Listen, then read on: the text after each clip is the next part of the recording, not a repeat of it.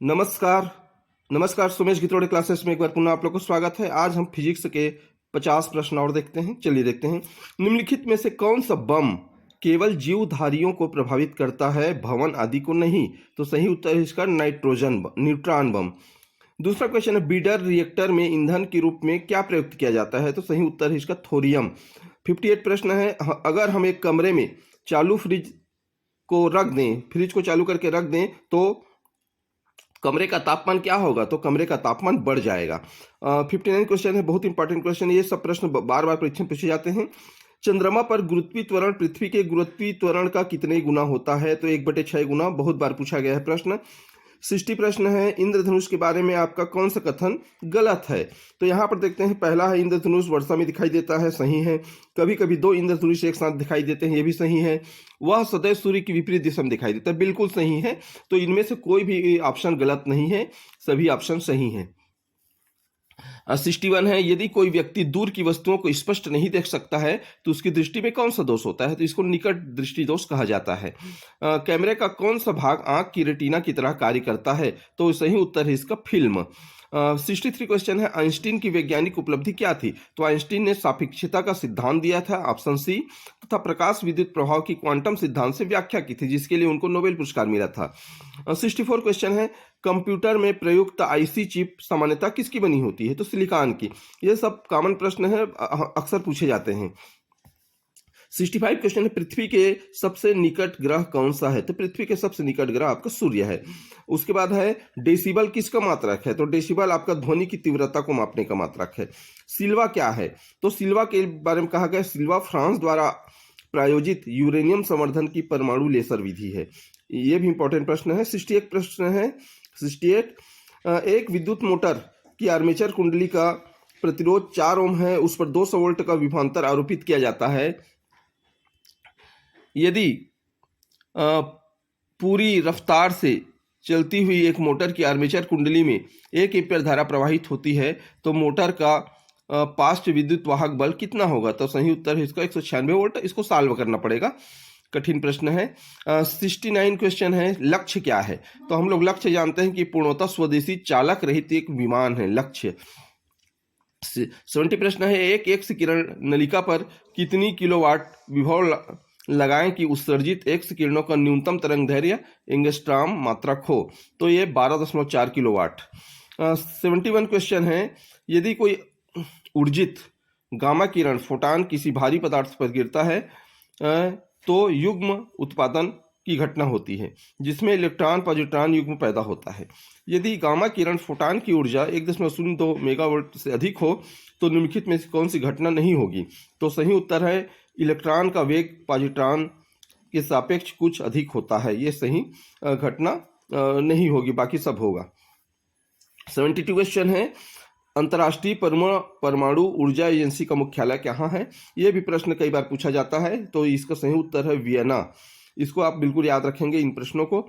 73 question है, इसमें मात्रक दिया है और परिमाण दिया है कि किसका मात्रक कौन सा होगा। तो यहाँ पर आपका दिया हुआ है, इसका जो सही उत्तर है वो आपका ए का सही उत्तर में आपका ए का 3 आएगा। ए का 3 मतलब यहाँ पर आपका ए का 3 में आ जाएगा, फर्मी है वो 3.08 × 10⁸ मीटर हो जाएगा। उसके बाद बी का आपका फर्स्ट आ जाएगा, बी मत एंगस्ट्रॉम है तो ये 10⁻10 मीटर होता है। और सी का चौथा हो जाएगा, तो सी का चौथा है प्रकाश वर्ष, ये 9.46 × 10⁻15 मीटर होता है। और डी का आपका दूसरा हो जाएगा पार्सेक, ये 3.08 × 10⁻16 मीटर। ये चारों आंकड़े बहुत इंपॉर्टेंट हैं, इसको आप बिल्कुल याद कर लिए रहेंगे, नोट कर लीजिए इस प्रश्न को, एकदम इंपॉर्टेंट प्रश्न है। अगला प्रश्न है 74 प्रश्न, भारत की प्रथम एमएसटी राडार कहाँ स्थापित किया गया था? तो ये गडानाकी तिरुपति में स्थापित किया गया था। निम्नलिखित में से कौन सी किरणें आवेश रहित होती हैं? तो हम लोग जानते हैं कि एक्स किरण आवेश रहित होती हैं। 76 प्रश्न है आपका, थर्मोस्टेट क्या होता है? तो थर्मोस्टेट हम लोग जानते हैं, नाम से ही पता चल रहा है, किसी संकाय का ताप स्थिर रखने का एक उपकरण है। 77 क्वेश्चन है, इसमें भौतिक राशि दिया है, उसका मात्रक दिया है, इसको मैच करना है। तो इसमें दिया है, सही उत्तर है देखिए पहला का 2, प्रतिरोध ओम है उसका मात्रक, बी का चौथा विशिष्ट प्रतिरोध का मात्रक ओम इंटू मीटर है। उसके बाद सी का आपका है फर्स्ट, सी मतलब चालकता, चालकता का मात्रक मो है।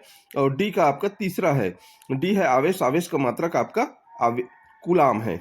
ये भी इंपॉर्टेंट प्रश्न है, इसको भी याद रखेंगे। एनीमोमीटर से क्या मापा जाता है? वायु की चाल। एनीमोमीटर से वायु की चाल मापा जाता है। तो ये भी प्रश्न कई बार पूछा गया है, याद रखेंगे आप इसको। अगला प्रश्न है हुक का सिद्धांत निम्नलिखित में से किससे संबंधित है? तो हुक का जो सिद्धांत है वो प्रत्यास्थता से संबंधित है। उसके बाद आपका 80 नंबर का जो क्वेश्चन है उसको देखते हैं। इसमें उपकरण दिया है, उसका मापित राशि दिया है। तो इसका सही उत्तर है ए का 3 हाइग्रोमीटर, ये आपेक्षिक आर्द्रता को मापता है। बी का फर्स्ट, बी हाइड्रोमीटर है, ये आपेक्षिक घनत्व को मापता है। सी का चौथा है, ये लेक्टोमीटर है, ये दूध का घनत्व मापता है। और डी है वो दूसरा नंबर है इसका, रेडियोमीटर है, ये विकिरण को मापता है। तो ये उपकरण और उसका मापित राशि ये सब आपको इंपॉर्टेंट है, ये सब प्रश्न आपको याद करने पड़ेंगे। निम्नलिखित में से कौन सा जोड़ा सुमेलित नहीं है? 81वां प्रश्न। तो इसमें सीसा संचायक सेल है, ये 3.2 वोल्ट होता है, ये गलत है, बाकी सब सही है। 82 है, कोई तत्व ऐसे परमाणु से बना होता है जिनके लिए समान होता है। तो ये क्या होता है? जो तत्व होता है वो आपका प्रोटॉन की संख्या है, वो समान होता है सब में। न्यूटन सेकंड निम्नलिखित में से किसका मात्रक है? तो न्यूटन सेकंड आपका संवेग का मात्रक है। 84 प्रश्न है, निम्नलिखित में से किसकी व्याख्या के लिए क्वांटम सिद्धांत की आवश्यकता पड़ती है? तो क्वांटम सिद्धांत प्रकाश विद्युत प्रभाव की व्याख्या के लिए आपको जरूरत पड़ती है, प्रकाश विद्युत प्रभाव की। अगला प्रश्न है आपका 92 यूरेनियम 238 परमाणु में क्या होते हैं? तो सही उत्तर है 92 प्रोटॉन है, इसमें 146 न्यूट्रॉन है और 92 इलेक्ट्रॉन है। यह भी प्रश्न बहुत बार पूछा गया है। 86 प्रश्न है, शुष्क सेल के संबंध में एक सुमेलित करना है।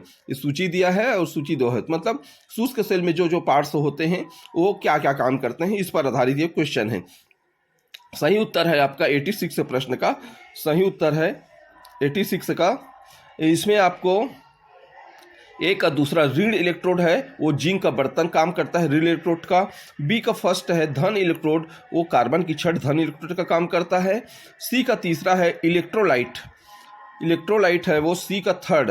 इलेक्ट्रोलाइट ये आपका अमोनियम क्लोराइड का पेस्ट उसका काम करता है। और डी का 4 है वी ध्रुवक है, वो मैंगनीज डाइऑक्साइड उसका काम करता है। तो ये भी बहुत इंपॉर्टेंट है, शुष्क सेल पढ़ते हैं तो ये सब पार्ट्स उसमें रहते हैं। भारी जल का अणुभार कितना होता है? तो ये 20 होता है, बिल्कुल इंपॉर्टेंट प्रश्न है।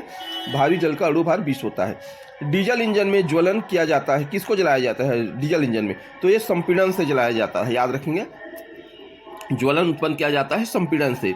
89% निम्नलिखित में से प्रकाश की प्रकृति का कौन है? प्रकाश की प्रकृति, तो एक्स किरण व प्रकाश की प्रकृति के रूप में जाना जाता है। अगला प्रश्न है आपका द्रव्यमान ऊर्जा समतुल्यता का संबंध E=mc² का प्रतिपादन किसने किया? तो हम लोग जानते हैं आइंस्टीन का है, E=mc², ये आइंस्टीन का सिद्धांत है। पानी से भरे तालाब की गहराई कम दिखाई देता है, यह निम्नलिखित में से किसके कारण होता है? सही उत्तर है आपका अपवर्तन के कारण दिखाई देता है। विद्युत परिपथ में फ्यूज तार का कार्य क्या होता है? तो यह अत्यधिक विद्युत धारा को प्रवाहित होने से रोकता है, सही ऑप्शन है। 93 प्रश्न है, 80 किलोग्राम वजन का एक व्यक्ति लिफ्ट में जा रहा है, यदि एकाएक लिफ्ट का केबल टूट जाए तो गिरते हुए व्यक्ति का भार कितना होता है? तो 0 होता है। लिफ्ट में इस बात को हमेशा याद रखेंगे कि गिरते हुए व्यक्ति का भार हमेशा 0 होता है।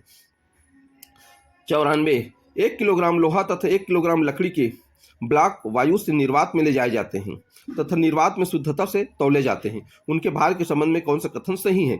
ये बहुत इंपॉर्टेंट प्रश्न है, ये भी पूछा जाता है। 1 किलोग्राम लोहा और 1 किलोग्राम लकड़ी, इन दोनों में से वजन किसका ज़्यादा अधिक होगा निर्वात में? तो इसका सही उत्तर है प्रत्येक का भार 1 किलोग्राम से अधिक हो जाएगा, याद रखेंगे। वो तो 1 किलोग्राम थे, लेकिन निर्वात में जब जाएंगे तो उसका वजन 1 किलोग्राम से कुछ अधिक हो जाता है, लेकिन लकड़ी का जो ब्लॉक का भार है लोहे के ब्लॉक के भार से अधिक होगा, लकड़ी ज़्यादा वजन हो जाता है। आइंस्टीन को किस कार्य के लिए नोबेल पुरस्कार प्रदान किया गया था?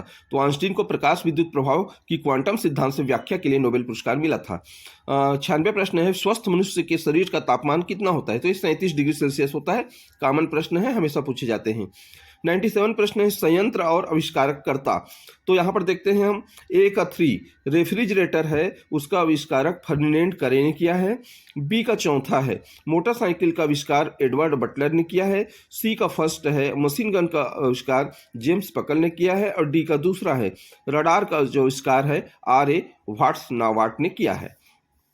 98 प्रश्न है एसी को नापने वाले वोल्ट मीटर में 230 वोल्ट का वोल्टेज रिकॉर्ड किया तो वोल्टेज का औसत मान कितना होता है। तो इसको भी याद रखेंगे, उस वोल्टेज का औसत मान ये 0 होता है। ये भी इंपॉर्टेंट प्रश्न है। 99 प्रश्न है संयंत्र दिया है, इसकी मापित राशियां दिया है। सही उत्तर देखते हैं, ए का 4 एनीमोमीटर से आपको वायु का वेग मापा जाता है। बी का 3 टेकोमीटर से आपको रोटेशन की गति मापा जाता है। सी का फर्स्ट बैरोमीटर से वायुमंडल का दबाव मापा जाता है। और डी का दूसरा है रेडियोमीटर से विकिरण ऊर्जा की तीव्रता मापी जाती है। इसके बाद हम अगला प्रश्न देखते हैं।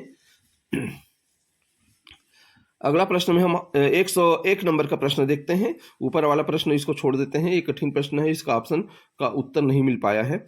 101 प्रश्न है भारत का दूर संवेदी उपग्रह IRS-IB कहाँ से विमोचित किया गया था। तो ये बैकानूर से। बल्ब का फिलामेंट किस धातु का बना होता है। तो टंगस्टन का बना होता है। ये भी बहुत बार पूछा गया है प्रश्न। सर्वप्रथम किसने रेडियोधर्मिता को उत्पन्न किया। तो सही उत्तर है एफ जोलियो क्यूरी और आयरन क्यूरी ने। 104 प्रश्न है, इसमें दिया गया है क्या क्या इसमें पेट्रोल इंजन, डीजल इंजन, जहाज और जेट एयरक्राफ्ट में क्या क्या होता है। तो ए का दूसरा है पेट्रोल इंजन स्फुलिंग फ्लक्स से होता है। बी में का फर्स्ट है डीजल इंजन संपीड़क का काम करता है। सी का 4 है जहाज, ये आपका प्रोपेलर है। और डी का तीसरा है जेट एयरवेज, ये आपका टर्बीप्रॉप, ये इसका सही संबंध है। ये नया प्रश्न है, इसको भी आप याद करेंगे। अगला प्रश्न है आपका 105 अंतरिक्ष यान मैगेलन भेजा गया था कहां पर। तो ये अंतरिक्ष यान मैगेलन है, शुक्र पर भेजा गया था। किसी कण के 7n14 के नाभिक के संगठन के परिणाम स्वरूप आपका 6C14 तथा 1H1 उत्पन्न होते हैं। तो संगठित करने वाला कण क्या होगा। तो यह न्यूट्रॉन होगा। 100 वाट और 220 वोल्ट के विनिर्देशों वाले बिजली के लैंप के तंतु का प्रतिरोध कितना होता है। तो ये 484 ओम। यदि किसी लेंस का आधा भाग काले कागज के से ढक दिया जाए तो उसके द्वारा उत्पन्न प्रतिबिंब कैसा होगा, उसकी चमक कम हो जाएगी। अगला प्रश्न है समान वेग से जाने वाला विद्युत आदेश आवेश अवयव चुंबकीय तथा विद्युत दोनों क्षेत्रों को उत्पन्न करता है। एक कृत्रिम उपग्रह विषुवत रेखा पर एक निश्चित अवधि के ठीक ऊपर देखा जाता है। यह उपग्रह पृथ्वी का चक्कर 24 घंटे में लगाता है। तो इस प्रकार ये कुछ क्वेश्चन थे जिसको हमने आज देखा है। अगले वीडियो लेक्चर में आपसे फिर मुलाकात होगी। नमस्कार।